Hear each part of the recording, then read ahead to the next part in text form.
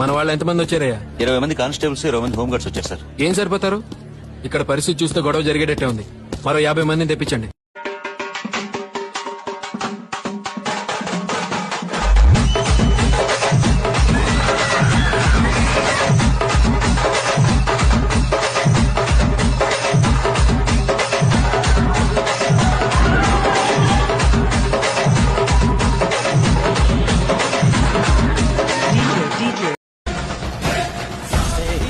सारे तुझसे है सरगम, तेरी साकार रूप गोविंद।